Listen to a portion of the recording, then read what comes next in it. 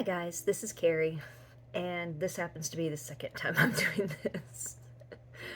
I wanted to do this video last night, and it was so late at night. It was like midnight when I got finished with this, and I'm a crone. I was ready for bed. I would like to do a video response to Soul Shadow Museum. It's a French video, so Marine at Waves of Your Soul did a VR to it, so I saw hers. And then Wild Earthways did one, and I really liked her choices for responses on this video. The questions are really unique, and I thought, why not? It'll be fun.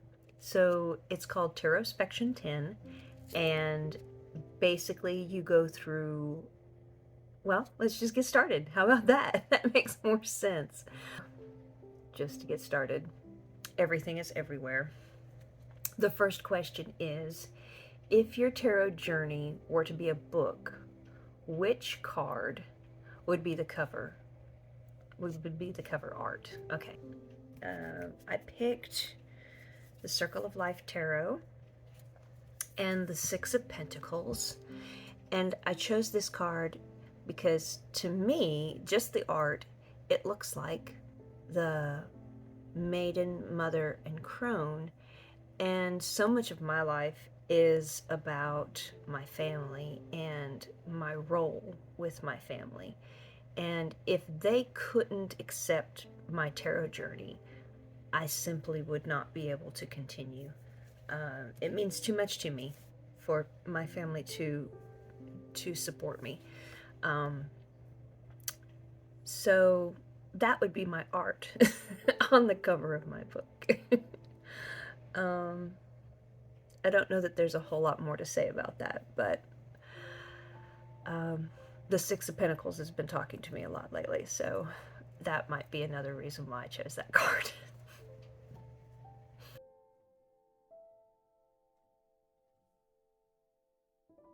So question number 2 is, if you could mix two decks together, what would they be to make your ultimate deck?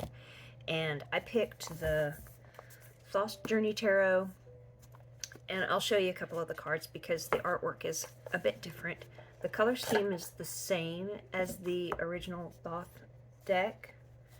I think that that's really important because the color scheme is part of the symbolism. So there's some artwork you can see. It's a bit different, and I really enjoy this. I could totally get into it. It's kind of a new deck to me, so I haven't read with it yet. I've definitely played with it, but I haven't read with it yet. But if I could blend that, maybe have Fez Inkwright do the artwork, that would be my ultimate deck. This is such a gorgeous deck. I wish it were tarot, though. I've already said that a couple of times in my other videos. I really feel like this artwork would make my favorite, all-time favorite. These are the backs. These are the fronts. The fronts looked a lot similar because they did. Okay. But it's all like animals and plants, and everything about the artwork. It's soft, it's beautiful, the color scheme is awesome. I feel like Fez Inkwright could take the Thoth Journey Tarot and turn it into my ultimate deck. It's my answer, and I'm sticking to it.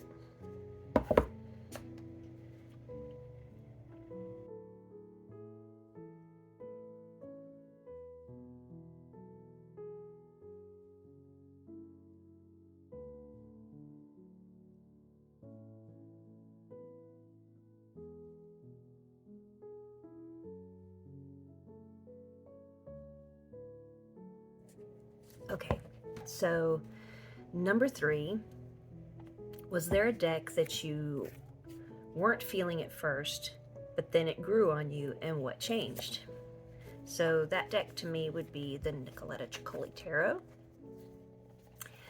I said this in my last practice of this that I'm affected by what people say about decks, and it's not like if they hate it, I hate it. That's not the thing. But I heard somewhere somebody said, I really don't like when you just take somebody's art and you turn it into a tarot deck. And I think that they were talking about the Hush Tarot. And it made me look at the artwork more closely and really try to feel the intentions behind the artwork. And I think that there's nothing wrong with that. You should really do everything that you can possibly do to bond with your deck. And getting past something or not getting past something is probably a good thing. So I spent quite a bit of time with this deck because when I bought it, I didn't realize I was getting a tiny deck, but I was very happy that I got a tiny deck because I can take it with me, and I travel a lot, so this particular size is like perfect. Well, it was super perfect for me to just take it wherever I went. And traveling, I have a tendency just to throw cards all the time because I kind of get bored sitting in the truck. I kind of get bored when, you know, we're just hanging out somewhere. So I was throwing this deck all the time. And I was being kind of critical because, like, was this card really intended to be what it is? Like, did you really, is that artwork really what this is supposed to be? So, yeah, I spent quite a bit of time just considering whether or not this was, I didn't really know if I was getting along with it. So, like I said, I was taking it with me everywhere I went. I still didn't mind reading with it. I didn't feel in love with it. I didn't feel like I hated it, but I probably didn't get along with it. So the question is worded perfectly. But then I saw Dawn Michelle, and what she did was she rearranged the artwork and the titles of the cards. So what she felt in that image, she turned it into that card. And that opened my eyes. Like I said, what people say really affects how you feel about things. I mean, very general word. It makes you really think. Like, it's a different way to think about things when you hear someone else's thoughts. So when she redid all of the, well, not all of them, but a lot of the titles to the cards, I thought, okay, so what I need to do is I need to find in these cards how it means what it needs to mean for me. And I did, and I love this deck. This is a fantastic deck, and I still take it traveling, but not as often as I did before because I have some other little decks now. But yeah, that's my answer. It's the Nicoletta Ciccoli.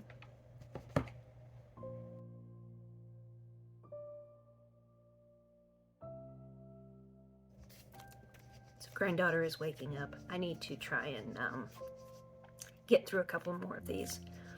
So number 4 is, if you could actually step into a tarot world for a day, which card's realm would you choose? And I chose the Children of Litha because they're all badasses, and I would love to transform into a badass just for a day. And any of these badasses would do. I would be the cows. I don't care. It's the whole thing is just full of badasses. So, and being surrounded by these colors and this beauty, absolutely. This is the realm that I would visit for a day. Do you hear her? She's waking up. What a sweetheart. I can't wait to see her. Okay. Give me a second.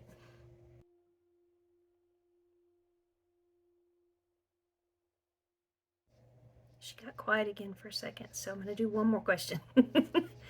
5. Which card is the most versatile to interpret for you? So I've heard a lot of people's answers about this. I say a lot. What am I saying? I've seen a couple of people's answers about this, and they have absolutely the correct answer. So the moon is very versatile. The Wheel of Fortune, very versatile. I believe a lot of the major arcana cards are super versatile. But I just wanted to go a different direction because I've been bonding with this. Well, I have bonded with this one card in ways that I just didn't expect. And this is where my last video got real chatty, so I'm going to try hard. And she's helping me because I have to hurry. She's waking up. But I don't want to be too chatty about the Four of Cups. I do want to say I have a wide range of a type of friends. So I enjoy people who go out drinking with me. I enjoy people that will go to a dive and eat the best cheeseburger on the planet that is not a fancy restaurant. I will enjoy going to a fancy restaurant and just sitting around being pampered. I enjoy people that don't like to leave their house. I feel it, you know. I get along with a lot of different kinds of people. But I actually have a friend who is that kind of prissy, but she taught me a lot about the Four of Cups because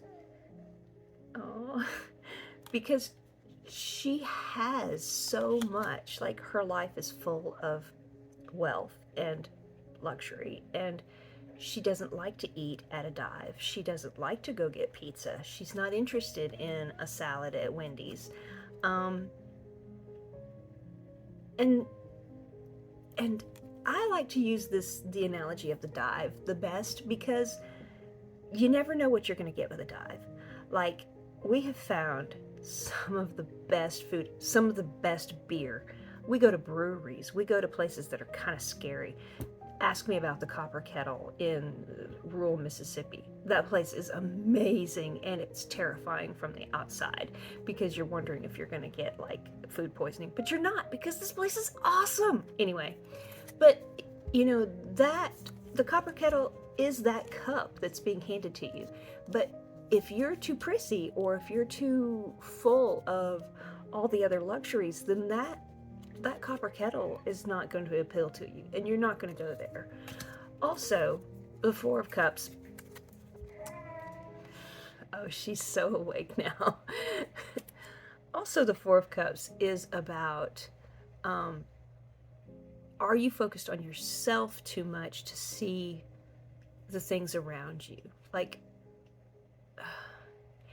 it's a feeling that I get, not something I'm really able to describe, but if you're okay, like a hoarder, let's say that. Someone who has surrounded themselves with so much stuff that they don't see the stuff. They only see themselves and how the stuff makes them feel. So you're going to let that stuff come in and come in and come in and pile up, and you don't appreciate it. Like, you don't take care of it. That's a different one altogether. The Four of Cups is also, oh no, I gotta go get her. I've got 3 more to go. I'm gonna split this up. Okay, give me a minute.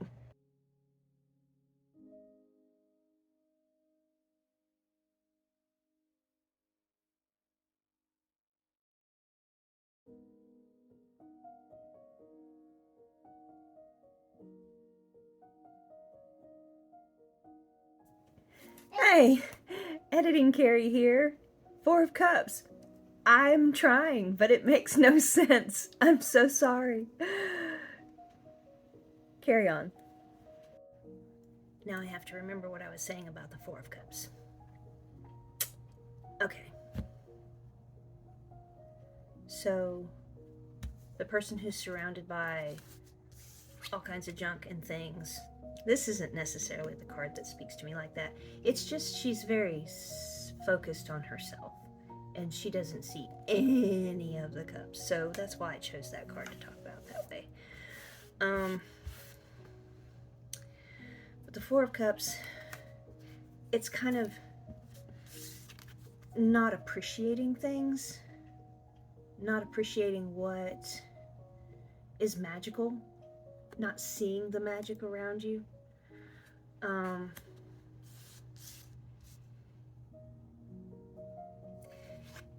It can also be like my daughter, you're just so busy and you're so consumed by what needs to get done in your life that you don't see the things to be appreciative for. And I'm not saying she doesn't appreciate. That is not what I'm saying. I'm just saying busyness. You know, you've got school, you've got work, you've got, you know, taking care of everybody around you in some sort of way. So you never have time to actually see the hand that's reaching out and giving you a coffee. I'm so happy to have my coffee today, by the way. I really like this Four of Cups when you're talking about maybe depression, some sort of, I don't want to say mental illness, but you know, some sort of events or things in your life that keep you from appreciating the things that are magical in your life, or seeing the blessings that are coming your way, or something awesome lands in your lap, but you're not feeling, your heart's not in the right place to feel the gratitude and recognize that cup. And this one is about discovery. So the Four of Cups is, in this particular card, speaks to me about you have to be curious and excited about newness, and I'm not saying that well, but discovery is also a part of the Four of Cups. And I think that the versatility of this card is pretty awesome, but it's just, maybe it's just me, because I had a moment of clarity with it, and I started just going through all of the different Fours of Cups that I had in different decks, and I felt like each one of them had a different spin on the Four of Cups, and I don't know that I would have even thought about the Four of Cups if it hadn't been for my friend, who I couldn't take to a grill and get a salad. You know, we had to search the world over for a steakhouse, and I kind of thought that that was a little sad, because, you know, there's a lot of joy to be found in simple things. And I don't know. I'm not being judgmental though, because she lives her life the way she does, and I live my life the way I do, and that just makes us two different people, and that's wonderful. But it was a little eye-opening, that's all, you know, that I could understand the Four of Cups in that way though. So I think a very versatile card is the Four of Cups. That was number 5, I think.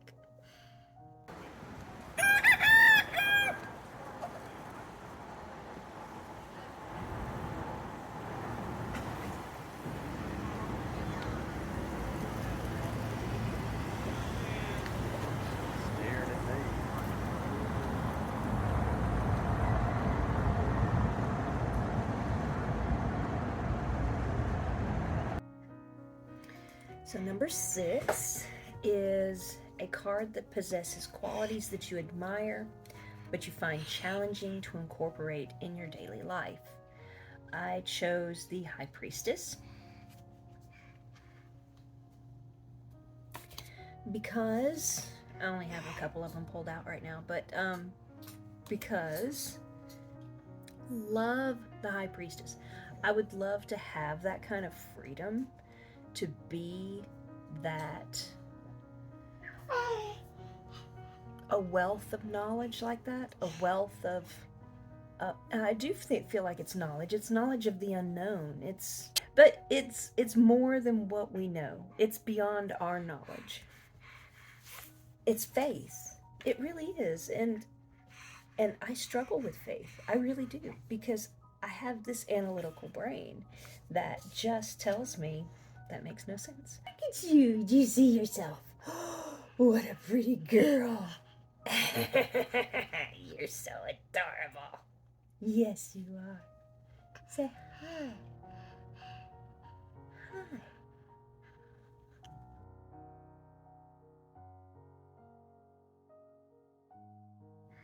I may have to delete this.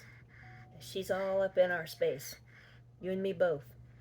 Okay, the next question. I think it's number 7. If you could make a new major arcana card, what would it be? So there's a lot of decks out there that actually have extra cards. So, I've got some experience with some extra cards, and I have always thought that we should be looking like to the future, because where we are right now, thanks for the spit, where we are right now, this is all very historic. What the major arcana and the archetypes meant in the past. And now we've got new. There's new all kinds of things. There's new knowledge, there's new technology, there's new everything. Right.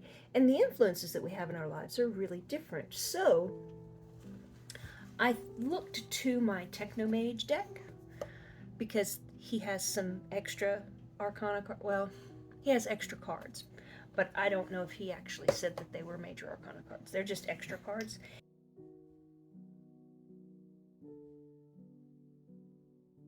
Okay, I found him. The Singularity is this card right here. And the nice thing about having the Singularity is that you can make it look like anything you want it to look like. This is just an exceptionally beautiful card, so I wanted to show you his artwork. In his guidebook, the Singularity upright is explosive growth, communion with supernatural entities, leaving others behind, a path not understood by others. I think that would be wonderful to have as a archetype, as a major arcana card. Now reversed, it means like the mundane, mundanity, I think is the word he's using. Chaos, repetition, being dragged into something, because it is forward thinking. He has other cards that are extra, and I'm just mentioning them because some of them are really good. I like Transcendence. Maybe not quite as much as Singularity, but Transcendence is nice because its upright meaning is breaking through barriers, overcoming one's circumstances. But that's a really good one. And then reversed is stifling, a false barrier, something holding you back. At first when I was doing this, I thought the Hacker would be good because it's actually a person. It's actually a profession. This is something that's forward thinking. But the reason why I didn't go with the Hacker as my favorite extra card is because his upright meaning is balance, progress, making the best of a situation, high aptitude, and intelligence. And I feel that that's already kind of covered. we have other cards that do that. Reversed is imbalance, stagnation, circumstances beyond control, feeling inadequate, misapplied intelligence. This is the Network. The upright meaning is connectedness, embracing technology, and integration. The reversed meaning is out of sync, isolation, cut off, missed connections, and interruptions. He has the All-Seeing Eye, which I think is a gorgeous card. Absolutely love it. The All-Seeing Eye is upright, is seeing the broader picture, full understanding of a situation, data-rich, analytical ability. It's very nice. And the last one he has is the Converged Mind. Oh no, there's 2. I lied. The Converged Mind is next. It's this other card. Making an important decision, taking the next step, free will, emergent qualities that are more than the sum of their parts, and art. The last card is Enlightenment.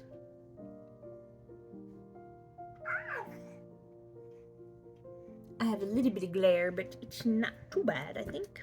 The upright meaning is as above, so below, seeing things differently, an uncanny ability to know things that others don't. The reversed meaning is no connection to anything important or the feeling of it. Missteps, not recognized for your abilities. Okay.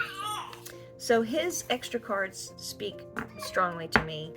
I think that any one of them would make a good major arcana, an addition to the major arcana, but I do love the network and the singularity are probably my two favorites. So that's my choice. That's my choices right there.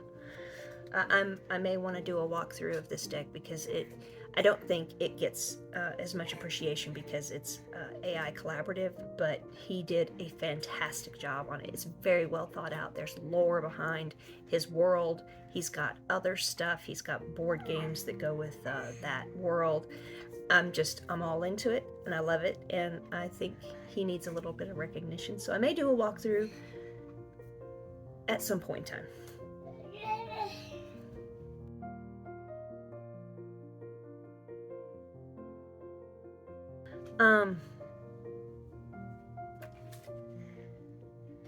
Number 8 is share a card that is your mantra right now. This mantra has been mine for a very long time. I may change because I have a lot of things that are important to how I live, how I think I should live. I have rules for myself. I think we all should. Don't go outside with no clothes on. I'm just kidding. But my mantra is treat other people the way you want to be treated. And I feel like it is the Six of Pentacles. Whenever the Six of Pentacles comes up, it reminds me that truly is how I want to live. It's reciprocation, it's kindness, it's consideration, it's bringing out the positive in the people around you, lifting people up, and hoping that they will lift you up as well.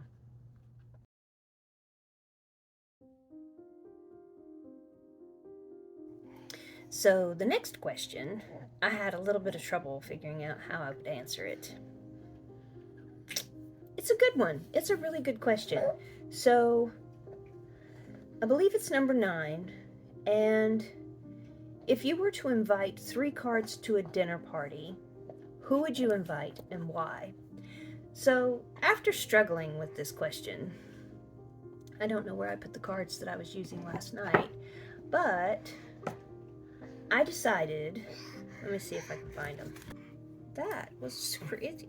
I didn't realize they would be so easy. Okay, the first card that I would invite to a dinner party would be the Ace of Discs, or coins, or pentacles. The Ace of Coins.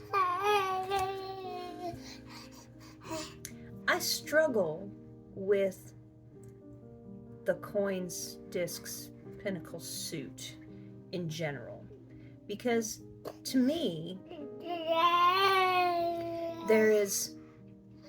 these are worldly goods. This is of earth. This is earthly. I'm generalizing as best I can. But with it being earthly, even to say secular, there's your wealth, your items in your life. There's the tangible. And then there's the earth, which is beyond our ownership, in my opinion. Like, I own land, but that doesn't mean that I own the earth. And I feel like there's this dichotomy in the meaning of the discs. You can look at it like work and money and luxury, or you can look at it like Mother Nature and spending time outside and harvesting and doing the things, tilling the earth or taking care of the earth. they don't line up to me. Like, I don't feel like that's the same suit. I don't think it should be the same suit. So I would take the root of the suit. Almost rhymes. Probably does rhyme. I would take the ace, which is the root of the suit, and I would say, please explain this to me. Give me better understanding of this entire suit.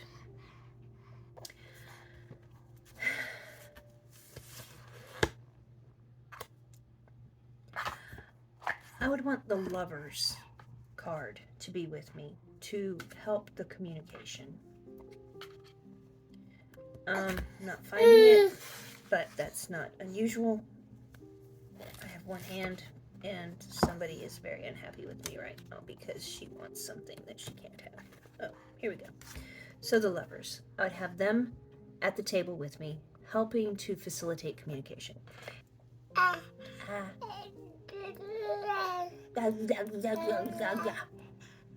You want to talk. You want to have your own show. I think you should have your own show.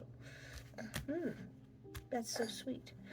I would want Justice so that Justice could let us know who needs to shut up at what time. Because you can't debate or talk forever. I mean, somebody has to concede. And I think Justice would be the perfect card to facilitate an end to the conversation and keep the peace, because somebody needs to say, look, you shut up now, you talk, you don't talk, you do talk. And that would keep things very sane and very, is there something on my card? Yeah. It would keep things very stable. So that's my thought for the dinner party. And I'm only going there because, yeah, discs. I need another suit. I need a different suit. So that was number 9.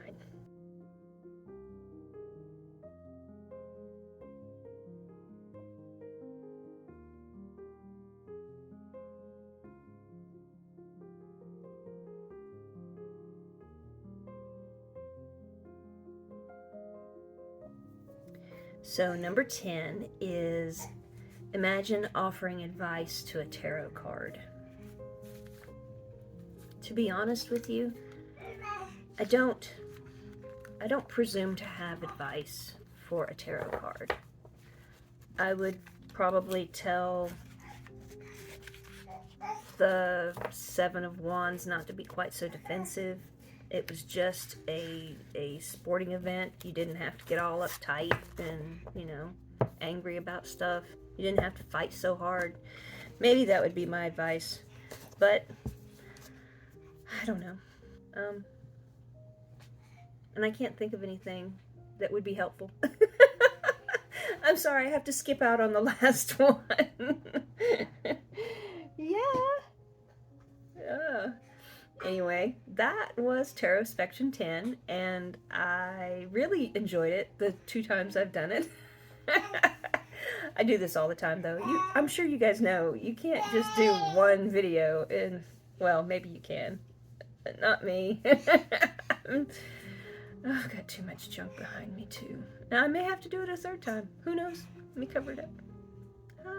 Yeah, I'm cleaning up the house. I've told you guys that I'm getting rid of a lot of the stuff, but I have to sort through it because a lot of it's my mom's and my dad's. And I've decided that I'd like to do a giveaway.